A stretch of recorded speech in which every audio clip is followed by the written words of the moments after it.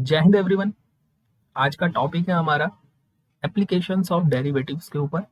और application of derivatives की आपने एक एप्लीकेशन देख ली है जब हमने वन टू वन फंक्शन पढ़ा था। मैंने बोला था कि किसी भी फंक्शन को अगर आपको वन टू वन चेक करना है तो आप सिंपल उस डोमेन के अंदर फंक्शन का बिहेवियर चेक करो कि उसका डेरिवेटिव स्ट्रिक्टली इंक्रीज कर रहा है या फिर स्ट्रिक्टली डिक्रीज कर रहा है। आज हम चर्चा करने वाले हैं इंक्रीजिंग एंड डिक्रीजिंग फंक्शंस के ऊपर। ठीक है, सो इंक्रीजिंग एंड डिक्रीजिंग फंक्शन है क्या, पहले इस चीज को हम समझ लेते हैं।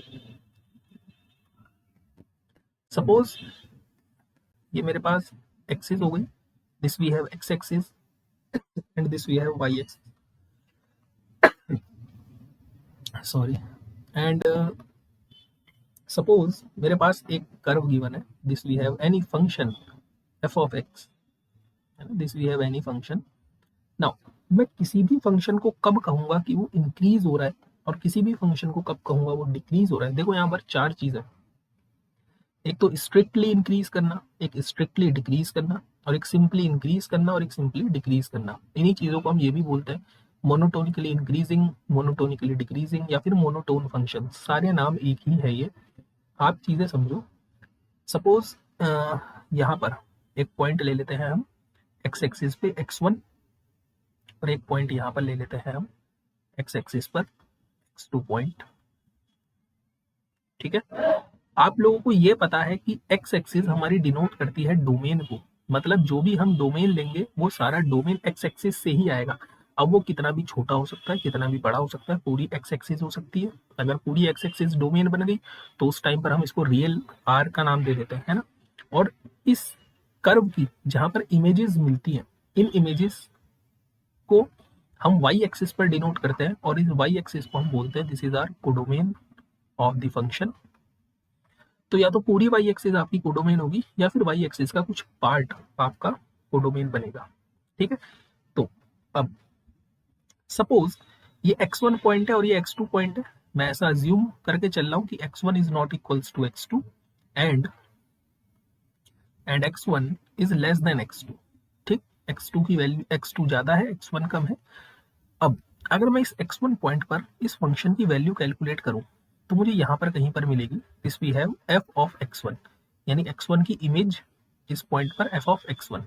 और अगर x2 पॉइंट पर मैं इस कर्व की इमेज कैलकुलेट करूं तो यहां पर कहीं पर आएगी, है ना। इस पॉइंट पर इस फंक्शन की इमेज क्या है, f ऑफ x2। तो आपको एक चीज देखनी है कि जब x1 x2 से छोटा है तो इस टाइम पर जो fx1 है वो भी क्या है, fx2 से छोटा है। देखो fx1 की वैल्यू यहाँ पर है एंड fx2 की वैल्यू यहाँ पर है ना। तो fx2 बड़ा है, अगर x2 बड़ा है तो fx2 भी बड़ा है ना। अगर x2 x1 से बड़ा है तो fx2 भी fx1 से बड़ा है। ठीक, ऐसा नहीं है कि केवल ये इन्हीं दो पॉइंट पर है, आप यहाँ के कोई भी दो पॉइंट अज्यूम करो। सपोज मैंने एक पॉइंट यहाँ अज्यूम किया आपकी बार C1, और एक पॉइंट यहाँ अज्यूम किया मैंने C2, मतलब अब की बार मैंने C1 और C2 कोई भी दो डिफरेंट पॉइंट है और C1 छोटा है C2 से। तो जब आप C1 की वैल्यू कैलकुलेट करने जाओगे तो यहाँ पर कहीं पर आपको मिलेगी this we have a point C1, और ये जो पॉइंट है ये पॉइंट मेरा क्या है, f ऑफ C1, यानी C1 की इमेज है, C1 की फंक्शनल वैल्यू है। और अगर मैं C2 पर वैल्यू कैलकुलेट करने जाऊंगा तो मुझे यहाँ पर कहीं पर दिखेगी this point is our what, f of C2। तो क्लियरली आपको ये चीज दिख रही है कि अगर C1 C2 से छोटा है तो f ऑफ C1 यानी C1 की जो फंक्शनल वैल्यू है वो भी C2 की फंक्शनल वैल्यू से छोटी है। यानी कि जैसे जैसे मैं x को इंक्रीज करता जा रहा हूं, आप एक चीज चेक करो, जैसे जैसे मैं x को इंक्रीज करता जा रहा हूं वैसे वैसे इनकी फंक्शनल वैल्यू भी लगातार इंक्रीज होती जा रही है। क्या बोला मैंने, कि जैसे जैसे मैं x को इंक्रीज कर रहा हूँ, x मतलब मैं अपने डोमेन के पॉइंट को बढ़ाता जा रहा हूँ, वैसे वैसे जो फंक्शनल वैल्यूज है या फिर जो कोडोमेन की वैल्यूज है वो भी लगातार इंक्रीज करती जा रही है। अगर ऐसा किसी फंक्शन के साथ होता है तो ऐसे फंक्शंस को हम बोलते हैं कि फंक्शन हमारा इंक्रीज कर रहा है, this function is what, this function is increasing function. ठीक है, सो इसकी डेफिनेशन हम लिख लेते हैं कि a function f of x is said to be strictly increasing function on AB। क्योंकि कोई जरूरी नहीं है ना कि हम पूरी इस एक्स एक्सिस में चेक करें फंक्शन का इंक्रीजिंग और डिक्रीजिंग। हमने एक छोटा सा इंटरवल लिया है, सपोज यहाँ से लेकर के यहाँ तक, ए से लेकर के बी तक, है ना। इस छोटे से हिस्से में हम चेक कर रहे हैं कि ये फंक्शन ने इंक्रीज किया है या फंक्शन ने डिक्रीज किया है, ठीक। So a function f x is said to be strictly increasing on a b if x1 is less than x2। मतलब अगर आपने इस ए बी इंटरवल से, ये ए बी इंटरवल है मेरा, इसके अंदर से अगर आपने कोई भी दो पॉइंट उठाए x1 और x2, जो क्या कंडीशन फॉलो कर रहे हैं कि x1 छोटा है x2 से, तो जो इनकी इमेजेस है या फंक्शनल वैल्यूज है fx1, this is also strictly less than fx2। अगर ऐसा होता है, और ये बात हर एक एलिमेंट के लिए सही होनी चाहिए जो ए बी से आएगा, this thing is very important. ऐसा नहीं है कि केवल ये x1 और x2 के लिए ही होल्ड करे, ये बात नहीं। आप कोई भी दो पॉइंट उठा लो इस ए बी के अंदर से, कोई से भी दो पॉइंट, मैंने सपोज अपनी बार एक पॉइंट यहाँ से उठाया और एक पॉइंट यहाँ से उठाया, suppose this point is D1 and this point is D2, और इनकी इमेजेस में कैलकुलेट करने गया। सो D1 की इमेज मुझे यहाँ पर मिलेगी, this point is FD1 and this point is FD2, ठीक है। This point is FD1 and this point is FD2। तो जब ऐसा होगा, मतलब इस इंटरवल के अंदर जितने भी पॉइंट हैं, अगर वो इस कंडीशन को सेटिस्फाई करवा देते हैं, तो ऐसे फंक्शंस इंक्रीजिंग फंक्शन बनते हैं, ठीक। जैसे कुछ एग्जांपल्स करते हैं। सबसे पहला एग्जांपल और सबसे ही ज्यादा इंपॉर्टेंट एग्जांपल, हम चेक करते हैं f x equals to a की power x where a is strictly greater than 1। क्या ये फंक्शन स्ट्रिक्टली ग्रेटर देन 1, क्या ये फंक्शन स्ट्रिक्टली ग्रेटर देन 1 है? इसका मतलब मैं किस फंक्शन की बात कर रहा हूँ? एक्सपोनेंशियल फंक्शंस की बात कर रहा हूँ। ए की पावर एक्स टाइप के फंक्शंस कैसे होते हैं? एक्सपोनेंशियल फंक्शंस होते हैं, और एक्सपोनेंशियल फंक्शंस के ग्राफ हमें पता है कैसे बनते हैं। एक्सपोनेंशियल फंक्शन लॉगरिथमिक फंक्शन का रेसिप्रोकल होता है। This we have x axis and this we have y axis. देखो, आप ए को 1 से बड़ा कोई भी नंबर अज्यूम कर सकते हो। अगर आपने ए की जगह पर 2 अज्यूम किया, ए की जगह पर 3 अज्यूम किया, ए की जगह पर 4 अज्यूम किया, तो ये फंक्शंस कुछ इस टाइप के दिखेंगे। एफ एक्स इक्वल टू 2 की पावर एक्स, या फिर 3 की पावर एक्स, या फिर 4 की पावर एक्स। तो ये 4 की पावर एक्स, ये जितने भी फंक्शंस हैं, these are exponential functions. Exponential functions की खासियत क्या होती है? सपोज मैंने 2 की पावर एक्स पर मैं बात करता हूँ, एफ एक्स इक्वल टू 2 की पावर एक्स, इस पर हम बात करते हैं। आप यहाँ पर एक्स की वैल्यूज को इंक्रीज करते जाओ, कोई भी दो एक्स की वैल्यू उठाओ। सपोज मैंने एक वैल्यू यहाँ से उठाई, सपोज दिस पॉइंट इज -1, और एक वैल्यू मैंने यहाँ से उठा ली, सपोज दिस पॉइंट इज 2, ठीक। तो हम जरा देखते हैं। सबसे पहली बात, x1 कितना है? -1, और x2 कितना है? 2। तो हमारी condition x1 is less than x2, मैंने ये कंडीशन ली। अब मुझे चेक करना है क्या इनकी फंक्शनल वैल्यू भी इस कंडीशन को होल्ड करती है। Means what is fx1? fx1 की वैल्यू कितनी आएगी? 2 की power -1, that is 1/2। And what is the value of f of x2? f at x2 पर 2 की power 2 means 4। So clearly f of x1 is strictly less than f of x2। और ऐसा नहीं है कि यह बात केवल इन्हीं दो पॉइंट के लिए होल्ड करती है। अपने सपोज अब की बार x1 को 2 ले लिया और x2 को सपोज मैं 3 ले लेता हूँ, दिस पॉइंट इज x2। तो यहाँ पर जो फंक्शनल वैल्यू मिलेगी वो मिलेगी 2 की पावर 2, दैट इज 4, और यहाँ पर जो फंक्शनल वैल्यू मिलेगी वो 2 की पावर 3, दैट इज 8, है ना। सिमिलर आप कोई से भी दो डिफरेंट पॉइंट उठाओ जो इस कंडीशन को होल्ड करते हैं, तो जब आप उनकी फंक्शनल वैल्यू कैलकुलेट करोगे तो वो इस कंडीशन को होल्ड करेगा। दैट मीन्स ए की पावर एक्स कैसा फंक्शन है? इंक्रीजिंग फंक्शन है, ठीक। अच्छा, इस फंक्शन का ग्राफ कैसा बनता है? लाइक दिस, एक्सपोनेंशियल, कुछ इस टाइप का ग्राफ। अगर आप 2 पर वैल्यू कैलकुलेट करोगे तो आपको मिलेगा, सपोज अगर मैं 2 की पावर एक्स के लिए काम कर रहा हूं, तो 2 पर वैल्यू कितनी मिलेगी? 4, एंड 3 पर वैल्यू कितनी मिलेगी? 8। है ना। तो जैसे जैसे आप x की वैल्यू इंक्रीज करते जा रहे हो वैसे वैसे इनकी फंक्शनल वैल्यू भी क्या होगी, लगातार बढ़ती भी जाएगी। तो ये फंक्शन क्या है, ये इंक्रीजिंग फंक्शन है। कहाँ पर इंक्रीजिंग है, इंटरवल की तो मैंने बात ही नहीं की।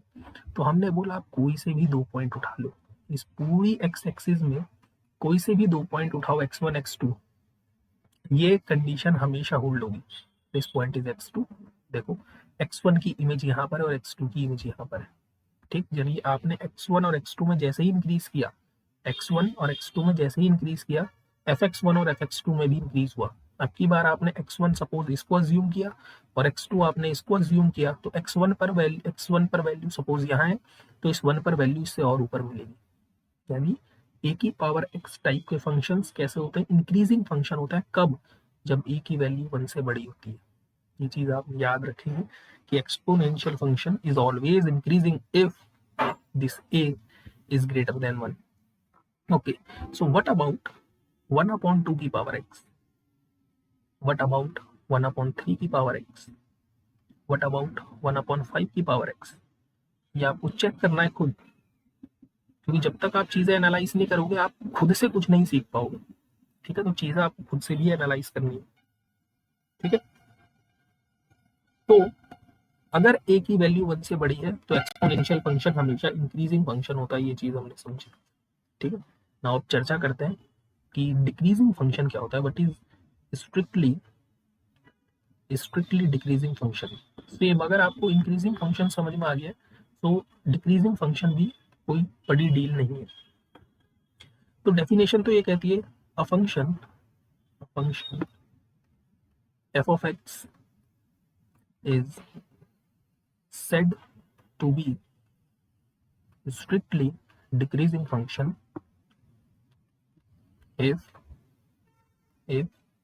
function on AB इस इंटरवल पर काम कर रहे, if x1 is less than x2 implies f of x1 is greater than f of x2।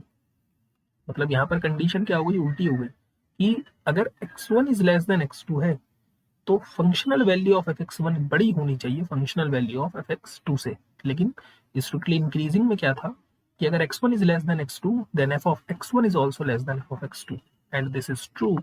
ये बात होल्ड होनी चाहिए हर एक x1 x2 के लिए, मतलब हर एक पॉइंट के लिए जो इस इंटरवल से आएगा। ठीक है, सो कहने का क्या मतलब है, जरा इसका ग्राफ प्लॉट कर लेते हैं ताकि चीजें और क्लियर हो। ये हमारे पास x एक्सिस है, this we have a y axis, और फंक्शन का ग्राफ कुछ इस टाइप का, लाइक दिस। अब आप यहाँ पर जैसे जैसे x की वैल्यूज में इंक्रीज करोगे आपकी फंक्शनल वैल्यू लगातार घटेगी। स्ट्रिक्टली इंक्रीजिंग फंक्शन में क्या था, जैसे जैसे x की वैल्यू इंक्रीज कर रहे थे फंक्शनल वैल्यू लगातार बढ़ रही थी। ठीक है, मैं काम करता हूँ दोनों चीजें आपको एक साथ दिखाता हूँ ताकि आपकी अंडरस्टैंडिंग और क्लियर हो जाए। सपोज यहाँ पर हम एक ग्राफ यहाँ ले लेते हैं और एक ग्राफ हम यहाँ पर प्लॉट कर लेते हैं।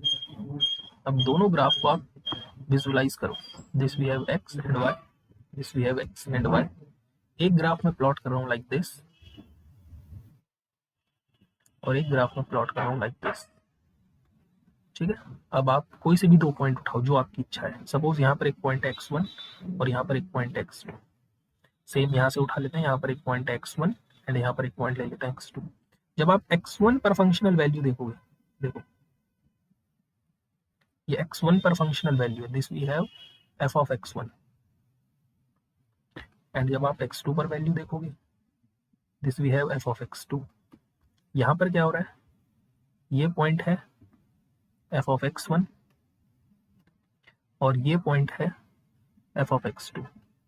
देखो ध्यान से, यहाँ पर x1 is less than x2 तो है, लेकिन x1 की जो फंक्शनल वैल्यू है, this value is greater than fx2, मतलब fx1 ज्यादा है यहाँ पर fx1 की वैल्यू ग्रेटर देन है fx2 के। लेकिन यहाँ पर क्या हो रहा है, यहाँ भी x1 is less than x2 है, लेकिन fx1 is also less than fx2। ठीक, तो जब भी इस टाइप का सिनेरियो दिखेगा फंक्शन इंक्रीज करेगा और जब भी इस टाइप का सिनेरियो दिखेगा फंक्शन डिक्रीज करेगा। ये बात समझ में आई आप लोगों को। तो एग्जांपल उठाते हैं सेम एक्सपोनेंशियल फंक्शन का, fx equal to a raise to the power x, लेकिन अब की बार जो a है वो 0 और 1 के बीच का मेंबर है। मतलब जो मैंने आपको होमवर्क दिया है ये उसी पर बेस्ड है कि सपोज a 0 और 1 का मेंबर है, मैं आपको समझाने के लिए a को सपोज 1/2 अज्यूम कर लेता हूँ, तो आपका फंक्शन कैसा दिखेगा 1/2 की पावर x। अब आप देखो यहाँ वैल्यूज पुट करो, f1 पर अगर आप वैल्यू कैलकुलेट करने जाओगे आपको 1/2 मिलेगा, f2 पर वैल्यू कैलकुलेट करने जाओगे आपको 1/4 मिलेगा। देखो क्लियरली x1 पॉइंट मैंने लिया 1 और x2 पॉइंट मैंने लिया 2, और यहाँ पर क्लियरली आपको दिख रहा है कि x1 is less than x2, लेकिन जैसे ही आपने fx1 कैलकुलेट किया तो आपको मिला 1/2, और आपने जैसे ही fx2 कैलकुलेट करा आपको मिला 1/4। सो यहाँ पर आपको क्या चीज दिखी कि f of x1 is greater than f of x2, क्योंकि 1/2 बड़ा होता है 1/4 से। ठीक, तो ये फंक्शन क्या है, डिक्रीजिंग फंक्शन। तो एक्सपोनेंशियल फंक्शन कहाँ पर इंक्रीज करता है और कहाँ पर डिक्रीज करता है, जब a की वैल्यू 0 और 1 के बीच की है तो एक्सपोनेंशियल फंक्शन डिक्रीज करेगा, लेकिन अगर a की वैल्यू 1 से बड़ी हो गई तो एक्सपोनेंशियल फंक्शन इंक्रीज करेगा। तो ये चीजें आपको याद रखनी है, ये स्पेशल टाइप ऑफ फंक्शन है। तो अगर आपसे कल की डेट में मार्केट में ऐसा क्वेश्चन आ जाए कि e की पावर x इंक्रीजिंग फंक्शन है या डिक्रीजिंग, तो आप कहोगे e की वैल्यू तो 2 पॉइंट समथिंग होती है, दैट मीन्स ये जो e है ये 1 से बड़ा है, that means this function is increasing function. Clear है ये बात? ठीक है, क्वेश्चन करते हैं।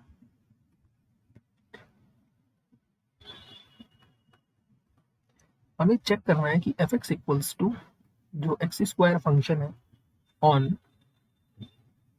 -∞ टू 0, क्या ये इंक्रीज करेगा या डिक्रीज करेगा।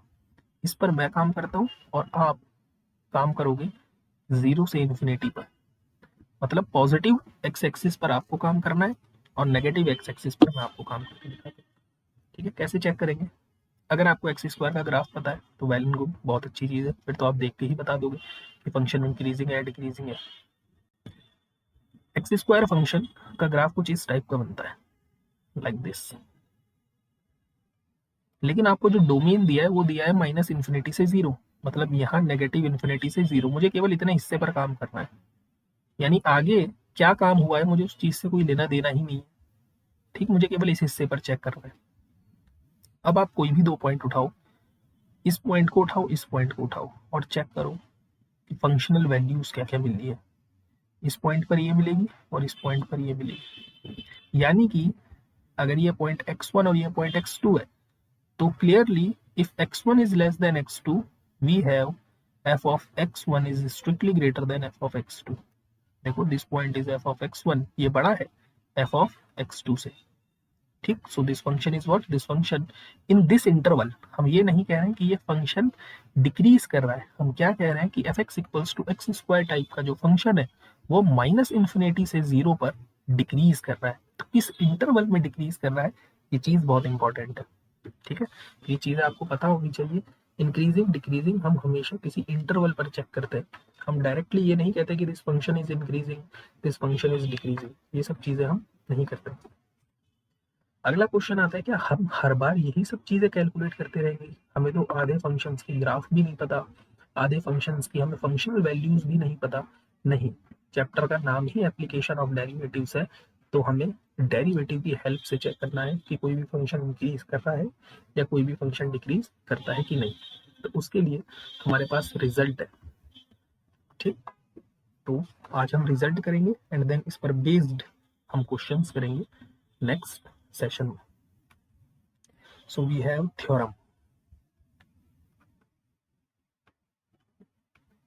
नंबर 1, इसको आप नेसेसरी कंडीशन भी कह सकते हो किसी भी फंक्शन के लिए कि वो इंक्रीज करेगा या डिक्रीज करेगा। तो थ्योरम क्या कहती है कि let f x be differentiable function, let f be a differentiable function on open interval a B.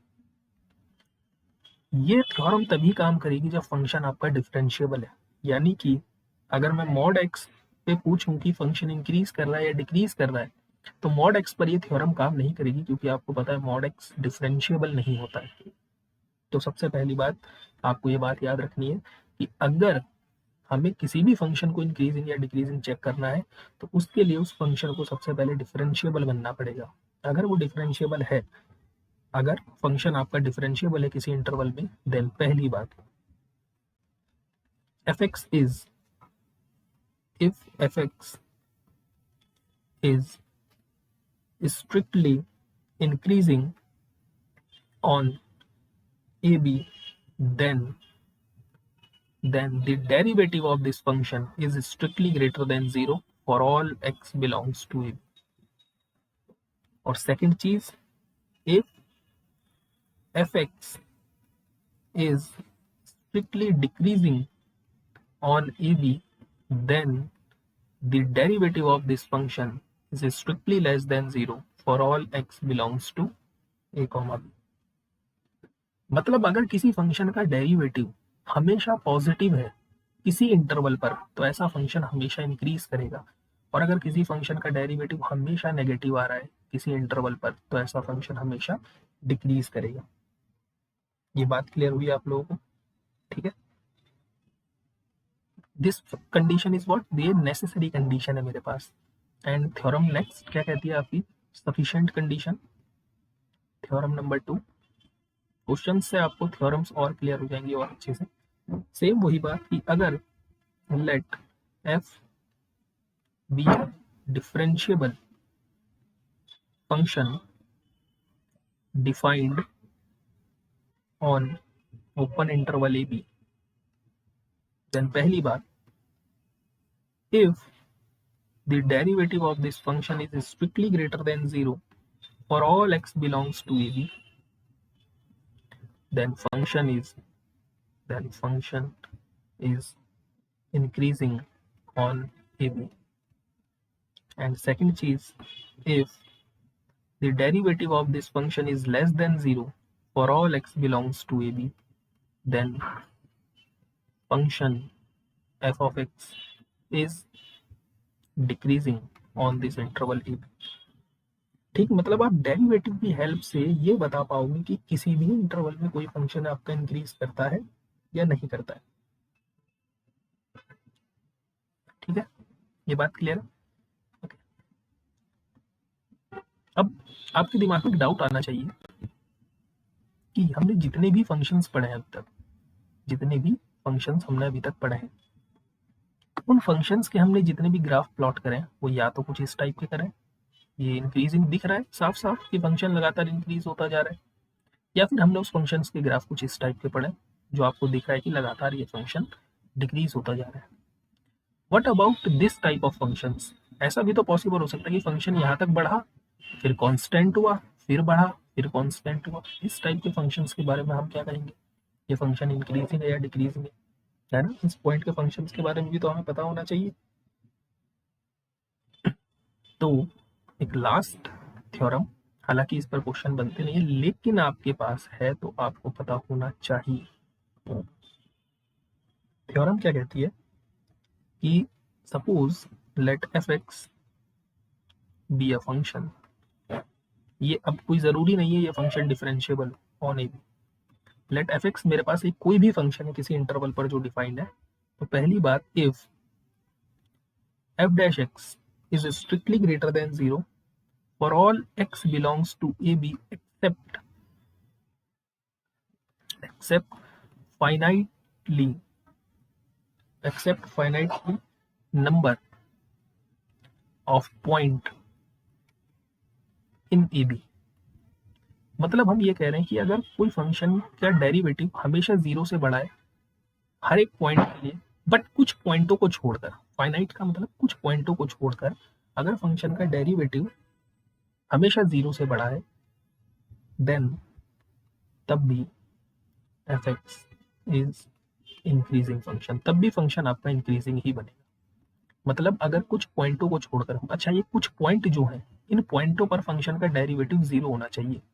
ऐसा नहीं है कि इन पॉइंटों पर फंक्शन का डेरिवेटिव नेगेटिव होगा, नहीं, जिन पॉइंटों पर फंक्शन का डेरिवेटिव 0 से बड़ा नहीं है उन पॉइंटों पर फंक्शन का डेरिवेटिव 0 बनना चाहिए। अदरवाइज हर पॉइंट पर अगर फंक्शन का डेरिवेटिव 0 से बड़ा है तो ऐसा फंक्शन इंक्रीज करेगा, और सेम यही केस आपका बैठता है डिक्रीजिंग के लिए। कि अगर आपका फंक्शन का डेरिवेटिव लेस देन 0 है for all x belongs to a b except except except finite point except finite point where f dash x is equals to 0, then function is decreasing on a b. ठीक, सो ये कुछ theorems है। अब इन पर based questions कैसे solve करेंगे हम, इस पर चर्चा हम नेक्स्ट सेशन पे करेंगे। तब तक के लिए जय हिंद, जय भारत।